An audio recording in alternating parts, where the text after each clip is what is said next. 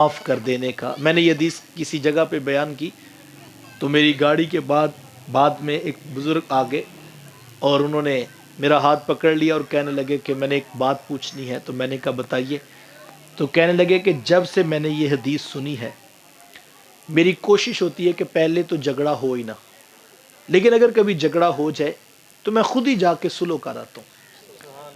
اب میری برادری والے خاندان والے میرا مذاق اڑاتے ہیں کہ اے بھی کوئی بندہ ہے ہجے جھگڑا ہوتا نہیں پہلے معافی مانگ لیتا. تو میں نے کہا کہ شیطان بڑا ڈاڈا ہے، اللہ کے رسول نے بھی جنت کی ضمانت دی ہے، تو کام تو مشکل ہے. پہلے تو اپنا نفس راضی نہیں ہوتا، کہتا تو کیوں معافی مانگے. اگر اس کو سمجھا لیا، حدیث کی بشارت پہ یقین آ گیا، چلنے لگے، تو بھائیوں نے کہا ہم تیری وجہ سے نہیں جاتے، تو اکیلے جا کے معافی بہ جا تو آیا. تو شیطان بھی روکتا ہے، خاندان بھی روکتا ہے، نفس بھی کہتا ہے کہ تو معافی کیوں مانگے. لیکن میرے حضور فرماتے ہیں کوئی جھگڑا چھوڑے ہم اسے جنت میں محل کی ضمانت دیتے. تو میں نے کہا بابا جی بات مشکل ہے تو لوگ مذاق تو اڑائیں گے لیکن نظر جنت پہ رکھیں. مجھے کسی نے کہا برداشت کرنا مشکل ہو جاتا ہے.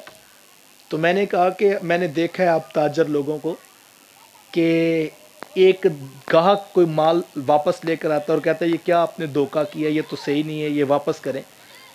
تو میں کہ وہ تلخ بات کرتا ہے لیکن ہم اس کو برداشت کرتے ہیں. کیوں؟ اس لیے کہ ہمیں پتہ ہوتا ہے اس میں سے ہم نے کاروبار کیا ہے، پرافٹ کمایا ہے. اب اس کو تبدیل کر کے دیں گے، کوئی اور چیز بھی دیں گے تو پھر بھی پرافٹ کمائیں گے. بندہ اچھا نہیں لگتا، اس کی تلخ بات اچھی نہیں لگتی تو ہم اپنے سیل مین کو کہتے ہیں پتر تم پہلے نہیں کیا، اس کو سائڈ پہ کرو اور ان کی بات سنو اور کوئی اور چیز چیک کراؤ. ہم کیوں برداشت کرتے ہیں؟ ہماری پرافٹ پہ نظر ہے.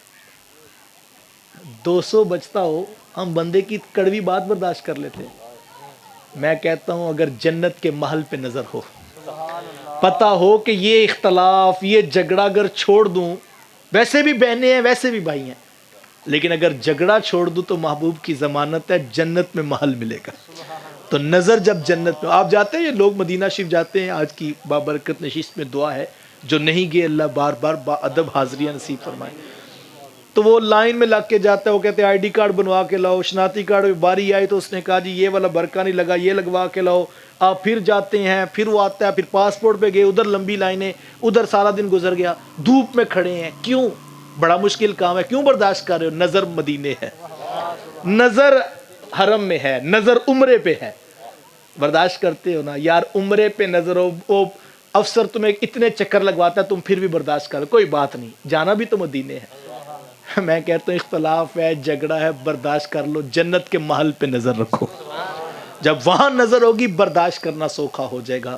تو فرمایا کہ حق پہ ہونے کے باوجود کوئی جھگڑا چھوڑ دے ہم اسے جنت میں محل کی ضمانت دیتے ہیں.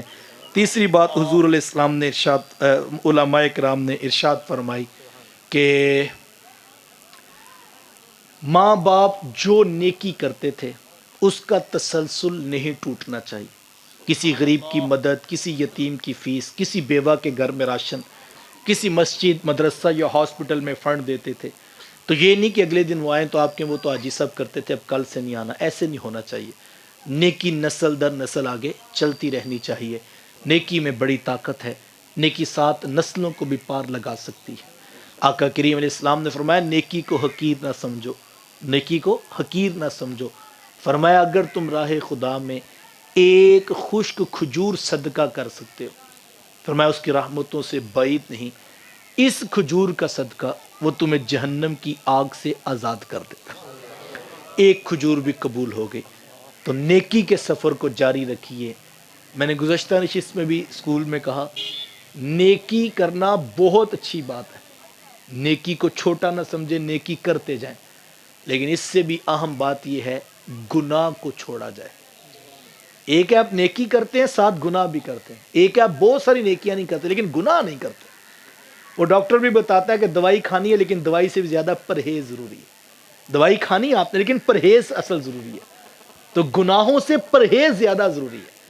فرض ادا کریں، واجبات ادا کریں، آگے اللہ توفیق دے تو نیکیاں بڑھتی جائیں، لیکن جو بنیادی بات ہے گناہ چھوڑا جائے. میرے محبوب علیہ السلام کے پاس ایک شخص آیا اور اس نے آ کے عرض کیا کہ حضور جی میں عبادت گزار بننا چاہتا ہوں. اب عبادت گزار بننے کے لیے پہلا ذہن میں سوال کیا آتا ہے؟ نفل پڑھا کرو، روزے رکھا کرو، تسبیحات پڑھا کرو، وظیفے پڑھا کرو، یہی خیال آتا ہے نا عبادت گزار۔ لیکن حضور علیہ السلام سے پوچھا جاتا ہے تو حضور یہ نہیں فرماتے کہ چاشت پڑھا کرو، تہجد پڑھا کرو، اوابین کے نفل پڑھا کرو۔ سوال ہے حضور جی عبادت گزار بننا چاہتے، دو لفظی جواب، اتق المحارم، فرمایا جو اللہ نے حرام کیا ہے چھوڑ دو، تم سب سے بڑے عبادت گزار ہو۔ حرام کو چھوڑو، یہ مسئلہ حل کر، جھوٹ چھوڑو، خیانت چھوڑو، کرپشن چھوڑو، رشوت چھوڑو، جو اللہ نے حرام کیا سود چھوڑو۔ اگر تم وہ نہیں چھوڑتے، بعض لوگ ہوتے اتنے نادان ہوتے ہیں، شاید میں گمانے غالب یہی رکھتا ہوں کہ وہ نادان ہی ہوتے ہیں بیچارے، کہ وہ کہتے ہیں دیکھو ہم یتیم بچیوں کا جہیز بھی تو دے رہے ہیں نا، یہ دیکھو نا یہ بھانجا یتیم ہو گیا، اس کی کفالت بھی تو میرے ذمہ ہے، آپ کے ذمہ نہیں، اگر آپ کے پاس پیسے نہیں آئے۔ یہ تو نہیں آپ کرپشن کریں، رشوت لیں، ڈاکے ماریں اور پھر کہ میں یتیم بچوں کی کفالت کرتا ہوں، یہ رستہ نہیں ہے صاحب۔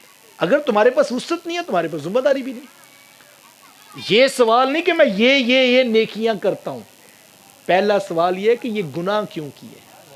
تو اگر ہم اس سے، ہمارا مسئلہ یہ ہے، ہم جھوٹ بولتے ہیں، دھوکہ دیتے ہیں، فراڈ کرتے ہیں، خیانت کرتے ہیں، 2 نمبر 10 نمبر 20 نمبر سودی کاروبار بھی کرتے ہیں، اور جاتے ہوئے مٹھائی کا ڈبہ بھی 11ویں کے نام کا مسجد پکڑا جاتے ہیں، اور ہم خوش ہوتے ہیں، ہم نیکی بھی تو کر رہے ہیں۔ ہم عمرے کے ٹکٹ بھی محفل میں بانٹ دیتے ہیں، ہم دربار پہ حاضری بھی دے آتے ہیں، اور ہم خوش ہوتے ہیں ہمارا الحمدللہ سالانہ اس کبھی قضا نہیں ہوا۔ اچھی بات ہے، برکت کی بات ہے، لیکن سوال یہ نہیں ہے کہ اس قضا ہوا کہ نہیں ہوا، سوال یہ ہے حرام چھوڑا کہ نہیں چھوڑا۔ یہ بنیاد ہے، 3 باتیں میں نے بنیادی بتائی آپ کو، یہ تیسری بات ہے، بنیاد یہ ہے حرام چھوڑو، جس کو اللہ نے منع کیا ہے اس کو چھوڑ دو، بعد میں تم نیکی کرو، خیر کرو، برکت کرو، نفل پڑھو، وہ سارا کچھ اچھا ہے۔ لیکن اگر تم بنیاد میں حرام رکھتے ہو اور بنیاد کو سیدھا نہیں کرتے ہو تو نتیجہ حضرات صوفیہ بھی یہ فرماتے اور بتاتے ہیں، فرماتے ہیں کہ اگر کوئی شخص گناہ نہیں چھوڑتا اور نیکی کرتا جاتا ہے تو کہا اس کی مثال یہ ہے کہ کسی کے برتن کا پیندہ ٹوٹا ہوا ہے اور اوپر سے وہ پانی ڈالے جا رہا ہے، تو پیندہ ٹوٹا ہے تو آپ ٹیوب ویل کے آگے بھی اس کو رکھ دیں گے تو شام کو ملے گا تو کچھ بھی نہیں۔ لیکن اگر پیندہ سلامت ہے، یعنی تم گناہ نہیں کرتے، پھر ایک سجدہ بھی کرو گے وہ رنگ دکھائے گا، پھر ایک بار درود پڑھو گے، میرے شیخ پڑھا کرتے ہیں یاری لا تو پاک نبی سنگ، اے پر پوری یاری۔ پوری یاری کیا؟ تم نمازی بھی ہو، تم سچ بھی بولتے ہو۔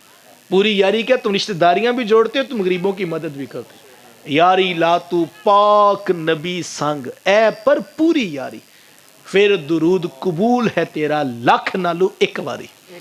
پھر تم نے 1,00,000 بار نہیں پڑھا، تمہارا ایک بار پڑھا ہوا بھی قبول ہو جائے گا، تم محمدی رنگ میں رنگے ہوئے ہو، تم نے حرام چھوڑا ہے، حلال اختیار کیا ہے، ناجائز چھوڑا ہے، جائز کی طرف آئے ہو، تم نے فرض ادا کیے، واجبات ادا کیے، سنن و نوافل کے سفر کی طرف بڑھ رہے ہو۔